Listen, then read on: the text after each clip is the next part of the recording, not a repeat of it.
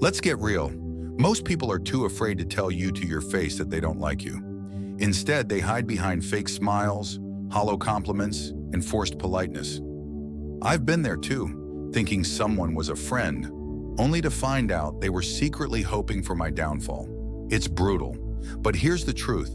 If you don't recognize the signs, you'll end up wasting your time and energy on people who, deep down, don't understand or respect you. So let's cut through the BS and talk about the signs that someone dislikes you but is hiding it. You might not like what you hear, but it's better to face the truth than live in denial. Number 1, they're always joking about your flaws. We all know that one person who loves to joke, especially when the joke is on you. They'll pick at your quirks, your mistakes, your little imperfections, and they do it with a smile saying, "I'm just messing with you." It seems harmless at first, but let's not kid ourselves. These jokes are often more than just playful banter. They're calculated digs cleverly disguised as humor, meant to chip away at your self-esteem bit by bit. I remember a time when I was close to someone who always had something to say about me. How I dressed, the way I spoke, even the projects I was working on. At first, I laughed it off, thinking it was all in good fun. But as time went on, I noticed a pattern. The jokes were always aimed at my perceived weaknesses, never at my strengths. It wasn't long before I started second-guessing myself, wondering if maybe I was the problem, if maybe these flaws were as glaring as they made them out to be. The hidden manipulation behind just joking. Here's where the controversy kicks in. People who consistently joke about your flaws aren't doing it out of affection. They're testing the waters to see how much disrespect you'll take. It's a subtle form of manipulation, a way for them to assert dominance while keeping you in your place. They're telling you, in no uncertain terms, that you're beneath them. And the most insidious part, they get away with it because we've been conditioned to believe that if we can't take a joke, we're the ones with the problem. But let's flip that script. I'm here to tell you that there's nothing wrong with standing up for yourself when a joke crosses the line. In fact, it's essential. You deserve to be around people who lift you up, not those who knock you down just to get a cheap laugh. True friends don't need to point out your flaws to feel better about themselves. They celebrate your strengths and help you work through your weaknesses without making you the butt of the joke. The slippery slope of disrespect. I've seen it happen time and again. People who let these kinds of jokes slide, thinking it's easier to keep the peace than to make waves. But here's the deep truth. Allowing others to disrespect you, even in jest, is a slippery slope. It starts with small comments, but over time, those jokes can wear you down, making you question your worth. And the more you allow it, the more they'll push, until you're left doubting yourself, all because you didn't want to seem too sensitive. I had to learn this the hard way. I realized that by laughing along, I was giving them permission to keep going. I was complicit in my own disrespect. It wasn't until I started pushing back, setting boundaries, that I noticed a shift. Not just in how they treated me, but in how I saw myself. I stopped letting their words define me and started owning my narrative, setting boundaries and taking back control. So here's my advice. The next time someone makes a joke at your expense, don't just laugh it off. Ask yourself, is this really funny? Or is there something more going on here? And if the answer is the latter, don't be afraid to call them out. It might be uncomfortable. It might even end the friendship, but your self-respect is worth far more than someone's misguided sense of humor. A simple response like, "I don't find that funny," or "You keep making these jokes. Are you trying to say something?" forces them to either admit their behavior or back off. If they get defensive, that tells you everything you need to know. Real friends will respect your boundaries. Fake ones will make you feel bad for having them. The people you keep around shape you. In the end, life's too short to surround yourself with people who can't see your value. If their idea of friendship is constantly pointing out your flaws, then it's time to find new friends. The ones who truly care about you will never need to put you down to feel good about themselves. Stand tall, speak up, and don't let anyone reduce you to a punchline. Because the reality is this: the people who make you feel small aren't worth your time. And the sooner you recognize that, the stronger and more self-assured you'll become. Number 2, they give compliments that sting like insults. We've all been there. Someone gives you a compliment, But instead of feeling good, you're left with a bitter aftertaste, like you've just been slapped with a velvet glove. It's the kind of compliment that makes you pause and think, wait, was that a compliment or an insult? And here's the harsh reality. Often it's a bit of both. These backhanded compliments are a subtle, almost sneaky way for people to undermine you while pretending to be kind. I remember a time when I was working on a big project that I was incredibly proud of. After putting in countless hours of hard work, I finally shared it with a group of colleagues. One of them, someone I thought was a supporter, smiled and said, "Wow, this is actually pretty good for someone like you." I stood there stunned. On the surface, it seemed like a compliment, but those last few words, "for someone like you," hit me like a ton of bricks. What did that even mean? Was I not supposed to be capable of doing good work? And that's the controversy here.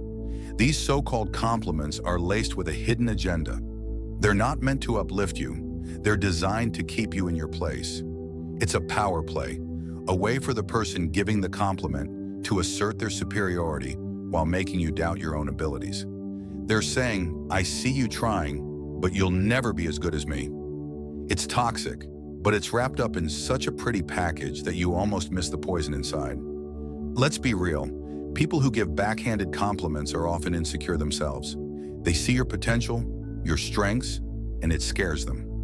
So they use these sly little digs to keep you second-guessing yourself, to make sure you don't rise too high. It's like they're patting you on the back while holding you down with the other hand. It's a way to remind you of your place, as if you should be grateful just to be included. And here's where it gets even more controversial. We've all done it at some point.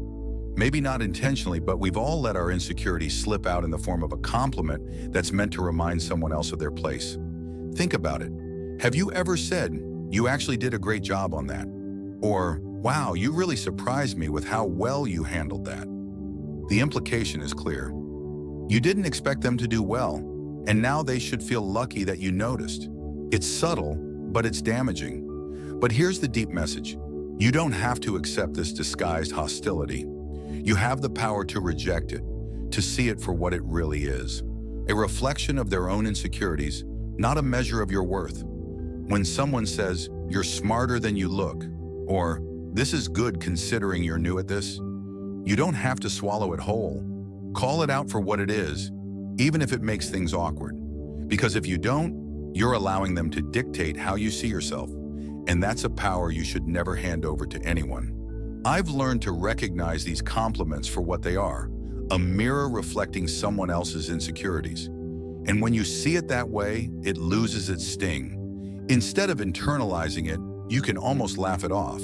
Because at the end of the day, their words say more about them than they ever will about you. So here's what I do now. When I receive a backhanded compliment, I don't let it slide.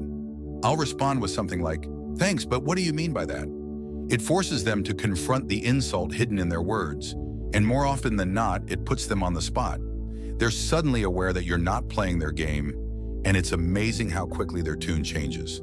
Sometimes they stammer, sometimes they backtrack, and sometimes they even admit they didn't mean it that way. But either way, they learn that you're not an easy target. The takeaway? Don't let anyone's veiled negativity define you. Whether it's a well-meaning friend, a jealous colleague, or even a family member, remember this. Your worth isn't up for debate. Compliments should lift you up, not tear you down. If someone's words leave you questioning yourself, it's time to question their intentions instead. Life is too short to waste on people who can't genuinely celebrate your successes.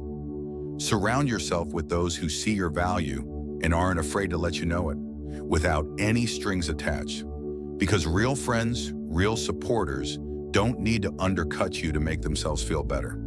They don't need to disguise insults as praise. They lift you up because they believe in you, not because they need to keep you in check. So the next time someone gives you one of those compliments that makes you pause, trust your gut. If it doesn't feel right, there's a reason. And if you have to question whether it was truly a compliment, chances are it wasn't. Stand firm, set your boundaries, and don't let anyone make you feel small, just so they can feel big. Because at the end of the day. Number 3, They subtly exclude you from plans. It's the little things that sting the most, like realizing that your so-called friends accidentally forgot to invite you to that dinner, that party, or that weekend getaway. They'll swear it was an oversight, that it was a last-minute thing, or worse, they'll assume you were too busy anyway. But let's be real, these aren't accidents. This is social exclusion in its sneakiest form, and it's a clear sign that you're not as valued as you think. I've been on the receiving end of this too many times. I remember checking my phone one weekend and seeing pictures of a group of friends having a great time at an event I would have loved to attend. The kicker? Not a single person mentioned it to me beforehand. When I casually brought it up later, they were full of excuses. "Oh, we thought you were busy," or "It was such a last-minute plan." But deep down, I knew the truth. If they wanted me there, they would have made sure I knew about it. And here's where the controversy comes in. This kind of exclusion isn't just thoughtlessness, it's deliberate. It's a way of sending a message without saying a word. They don't want you there, but they don't have the guts to tell you to your face. Instead, they hope you'll just fade out of the group quietly without causing a scene. It's passive-aggressive, it's cowardly, but it's also incredibly common.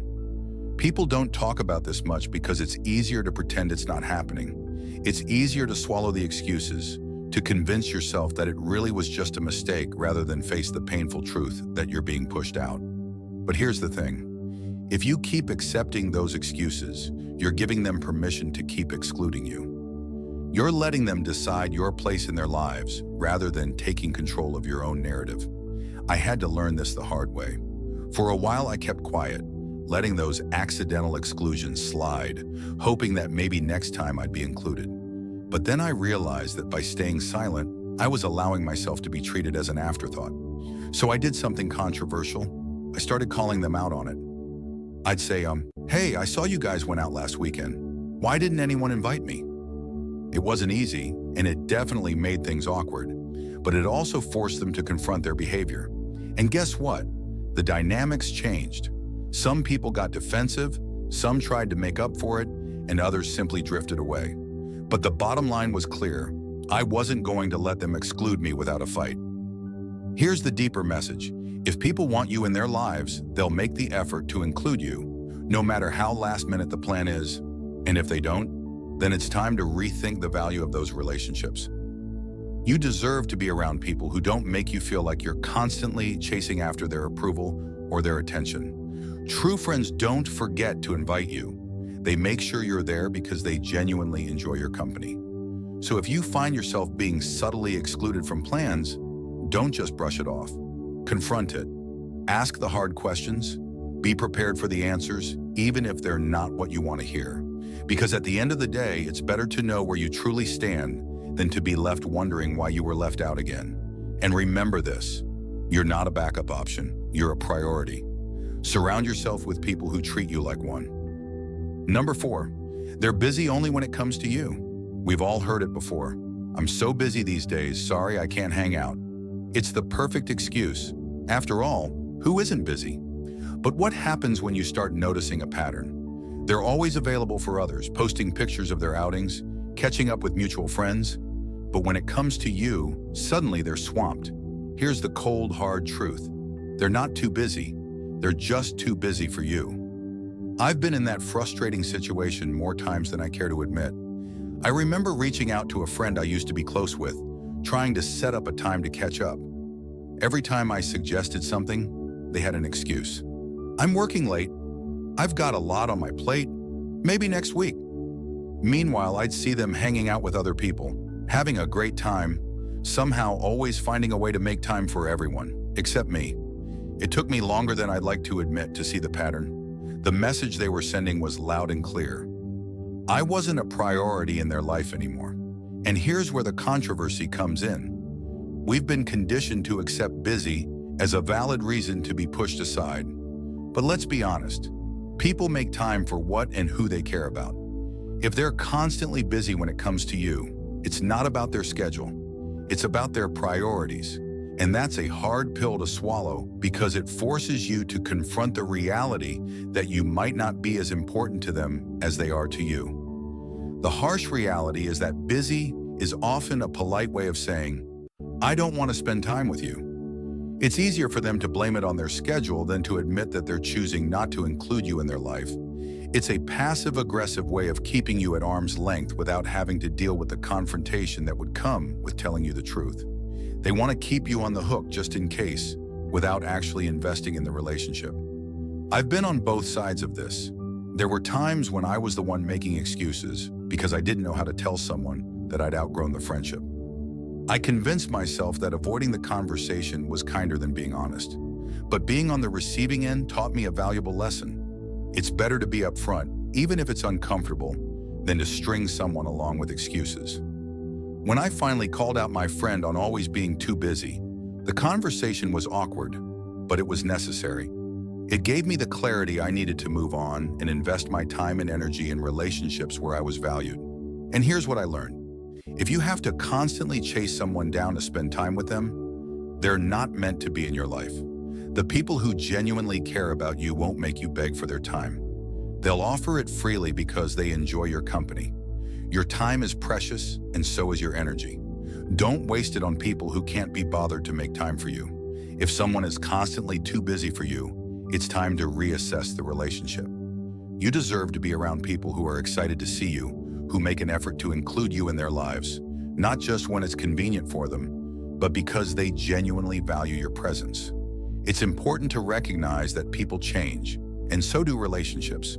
Sometimes we hold on to people out of habit, nostalgia, or fear of being alone, even when they've clearly moved on. But there's strength in letting go, in acknowledging that you deserve more than someone's leftover time. It's not about being needy or demanding. It's about valuing yourself enough to walk away from those who don't value you. There's a simple truth that many of us struggle to accept. If someone truly cares, they will make an effort. No one is too busy to send a quick message, to check in, or to make plans if they really want to. Life is hectic, sure, but when someone genuinely values you, they will find a way to include you. You won't have to wonder where you stand with them because they'll show you through their actions. I've seen people make excuses for their friends over and over again. Oh, they're just really busy right now. They'll reach out when they have time. But months go by and nothing changes. And at some point, you have to stop waiting for them to remember you. Walking away from one-sided relationships isn't easy. It can be painful to admit that someone you care about doesn't feel the same way, but it's also liberating. When you stop chasing after people who won't make time for you, you create space for those who will. You shift your energy toward relationships that are built on mutual respect and effort. So here's the deep message. Stop making excuses for people who don't prioritize you. Stop waiting for texts that never come. Stop rearranging your schedule for someone who wouldn't do the same for you. Choose yourself. Choose people who show up, who make time, who don't leave you questioning where you stand. Because at the end of the day, the right people, the people who truly care, will never be too busy for you. Number 5, they avoid physical contact like the plague. Let's talk about the elephant in the room, physical contact, or rather the lack of it. And no, this isn't just about romantic relationships. Physical contact is a fundamental aspect of human connection. It's a silent but powerful way of building trust, showing warmth, and reinforcing bonds. So what does it mean when someone actively avoids even the most casual touch with you? The answer isn't pretty. They're sending a clear message, and whether they realize it or not, their body language is screaming discomfort. It's time to pay attention. I once had a colleague who subtly but consistently recoiled every time I reached out for a handshake or offered a friendly pat on the back. At first, I brushed it off, thinking maybe they just weren't the touchy-feely type. But then I noticed something strange. It wasn't everyone they reacted to this way. They were warm, tactile, and physically engaging with other colleagues, freely offering high fives, shoulder taps, and handshakes. When it came to me, though, it was as if I had the plague. That's when it hit me. Their avoidance of physical contact wasn't just a personality quirk. It was a deliberate way of maintaining distance. And here's where things get controversial. Physical contact is a natural part of human interaction. It's how we express warmth, trust, and comfort with others. When someone persistently avoids touching you, they're making a statement, even if it's one they don't vocalize. Sure, some people simply aren't comfortable with physical touch, and that's perfectly valid. But when it's selective, when they have no problem hugging and shaking hands with others but stiffen up around you, that's a red flag. It's not just about personal boundaries, it's about personal preference. And their preference is to keep you at arm's length, literally and figuratively. Let's be honest, we've all been on both sides of this situation at some point.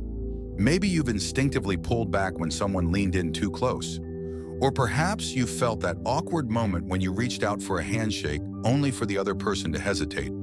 Maybe you've noticed how someone shifts away when you sit next to them, or how their body tenses up when you gesture toward them. It's uncomfortable, it's awkward, and more often than not, it's a sign that something in the relationship isn't as solid as you'd like to think. Here's the deeper truth. Physical contact is more than just a fleeting moment of interaction. It's a representation of trust, of closeness, of a level of ease between two people. When someone avoids it with you, they're not just avoiding a touch, they're avoiding the intimacy and vulnerability that come with it. They're creating a boundary that says, I don't feel completely comfortable around you, whether consciously or subconsciously. That's a hard pill to swallow, but it's also an important realization. I've learned to pay close attention to these cues, even when it's uncomfortable to admit what they mean. There was a time when I chose to ignore the signs, convincing myself that someone's reluctance to get physically close was just their personality. But the more I reflected on it, the more I realized it was about our relationship, not just their nature. When I finally confronted the situation, sometimes directly, sometimes through quiet observation, it led to some difficult but necessary conversations. And in some cases, it led to the realization that the relationship wasn't as deep or reciprocal as I had thought. So what do you do when you notice this pattern? You don't just sweep it under the rug. You don't make excuses or rationalize it away. You acknowledge it. If it's someone you care about, ask yourself if this is a one-off occurrence or a persistent issue. If you feel the need, address it. Something as simple as, hey, I've noticed you seem a little distant lately. Is everything okay? Can open the door to clarity. The response may be enlightening, or it may confirm what you already suspect, that the connection isn't as strong as you'd hoped. And here's the deep message. Don't ignore the signs. When someone consistently avoids physical contact with you, it's not just an isolated behavior, it's an indication of where you stand in their life. If they make the effort to be close with others, but resist even the smallest gestures with you, it's time to stop pretending everything is fine. It might be an unspoken discomfort, a hidden resentment, or even a subconscious distancing tactic. Whatever the reason, it's worth acknowledging rather than living in denial. You deserve relationships where physical contact isn't something to be dodged, but something that happens naturally, comfortably, and without hesitation. Whether it's a friendly hug, a handshake, or just sitting side by side without feeling tension in the air, these small gestures matter. They build trust, solidify friendships, and create warmth. If someone consistently avoids them, that's a statement, one you shouldn't ignore. Don't be afraid to ask the tough questions, and if necessary, make the tough decisions. Because at the end of the day, life is too short to be surrounded by people who keep you at a distance, literally and figuratively. Number 6, they disappear when you need support. Nothing reveals the true nature of a relationship quite like a crisis. When everything is smooth sailing, it's easy to surround yourself with people who laugh with you, celebrate your successes, and enjoy your company. But when life takes a turn for the worse, when you're struggling, vulnerable, or in need of real support, that's when you see people for who they truly are. And what does it say about someone when they vanish the moment you need them most? It's not just a sign of flakiness. It's a glaring, undeniable warning that they were never as invested in you as you thought. And let's be honest, when someone disappears during your darkest hours, it's not just hurtful. It feels like a betrayal. I learned this the hard way during one of the toughest times of my life. I was dealing with a deeply personal issue, something that rattled me to my core. Naturally, I turned to the people I had always considered close friends, the ones I had been there for in their times of need. I wasn't asking for grand gestures, just a simple message, a call, some acknowledgement that I wasn't alone in my struggle. But what did I get? Silence. The same people who used to text me daily, who had no problem calling me when they needed to vent, suddenly had every excuse in the book. I'm so swamped at work. Things are just crazy right now. I'll check in soon. Spoiler alert, they never did. Here's where things get controversial. People love to talk about how they'll always be there for you. They love to throw around phrases like ride or die, I got you, or we're family.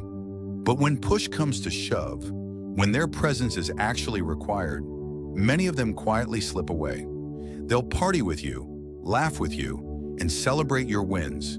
But the minute things get heavy, they're nowhere to be found. The reason? It's easier for them to ghost you than to deal with your pain. Your suffering makes them uncomfortable, and the hard truth is, they don't care enough to push past that discomfort. Real support isn't about convenience.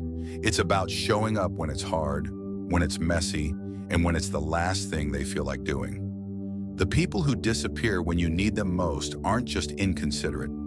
They're showing you exactly where you stand in their life. Their actions are saying, without words, your problems aren't worth my time. I remember how gut-wrenching it was to realize that the same people I had supported in their breakups, their family dramas, and their career struggles couldn't be bothered to return the favor. It was a painful but necessary wake-up call. Not everyone who smiles in your face is truly in your corner. Some people are just there for the good times. When you're no longer a source of fun, entertainment, or benefit, they quietly move on. But here's the deeper message. Support is the foundation of any meaningful relationship. It's easy to show up when things are great, but the true test of any friendship, any bond, is what happens when things fall apart. If someone disappears the moment you need them, they weren't really there in the first place. And that realization, as painful as it is actually a gift. It allows you to see people for who they really are, and more importantly, to stop wasting your energy on those who don't deserve it. Don't let the absence of these fair-weather friends make you bitter. Let it make you better. Use it as a filter to sift out those who don't truly care. Instead of chasing after people who don't prioritize you, redirect that energy into the relationships that matter. The ones who check in, who show up even when it's inconvenient, who remind you that you're not alone. Those are the people worth investing in. And as for those who disappear, let them go. They've already shown you their true colors. Life is too short to hold space for people who can't be bothered to stand by you in the storm. Surround yourself with those rare individuals who don't just bask in the sunshine with you, but will also stand beside you in the rain. Because when you find those people, the ones who don't run when things get tough, you've found something truly worth holding on to. Number 7, they gossip about you behind your back. Gossip, it's the social poison that spreads faster than wildfire and can burn down relationships in an instant. The thing about gossip is that it's never as innocent as people make it out to be. When someone you consider a friend talks behind your back, they're not just sharing a harmless story.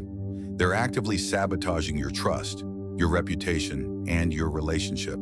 And let's be real, when they gossip about you, it's a clear sign that they don't respect you, no matter how friendly they act to your face.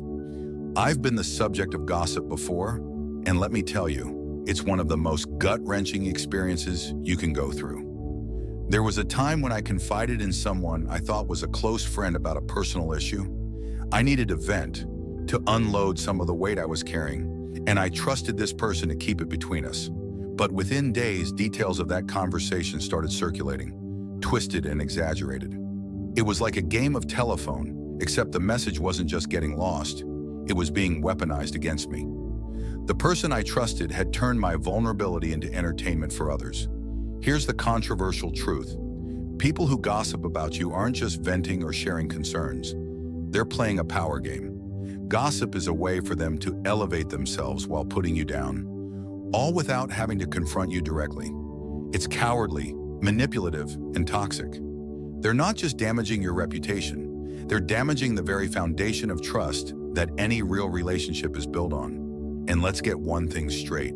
People who gossip about others to you will gossip about you to others. It's a pattern, not a one-time thing. I've seen it happen too many times to count.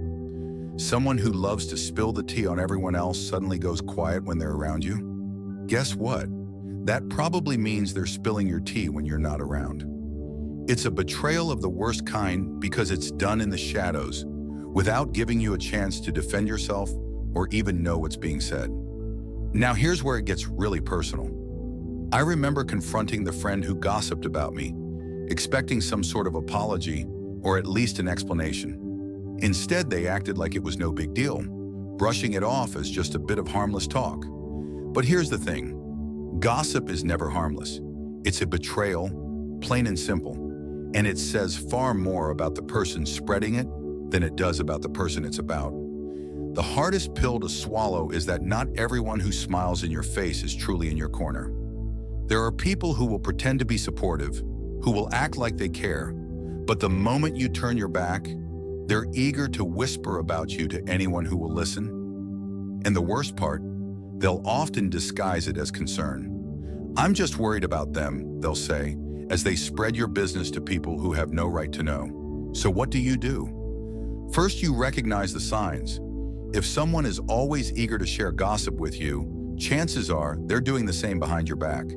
If you start hearing rumors about yourself that only a handful of people could know, take note of who had access to that information. People who truly respect you won't make your private struggles a topic of conversation. Second, don't engage in gossip yourself. It's tempting, especially when you feel wronged, to retaliate by spilling someone else's secrets. But that just makes you part of the same toxic cycle. Instead, distance yourself from those who thrive on gossip. You don't need to make a dramatic exit. Just slowly remove yourself from their company and protect your energy. Lastly, confront the behavior when necessary. If you discover someone has been spreading lies or sharing your private information, call them out. It doesn't have to be a dramatic confrontation, but a simple, "I heard you were talking about me. Why?" is enough to make them squirm. Most people who gossip are cowards. They do it behind your back because they don't have the courage to say things to your face. Putting them on the spot forces them to confront their actions. At the end of the day, relationships should be built on trust, not fear of betrayal. Surround yourself with people who respect your privacy, who don't feel the need to elevate themselves by putting you down, and who see your vulnerability as something to protect, not exploit. Because real friends don't gossip about you. They stand up for you when you're not around. And those who can't, let them go. They were never truly in your corner to begin with.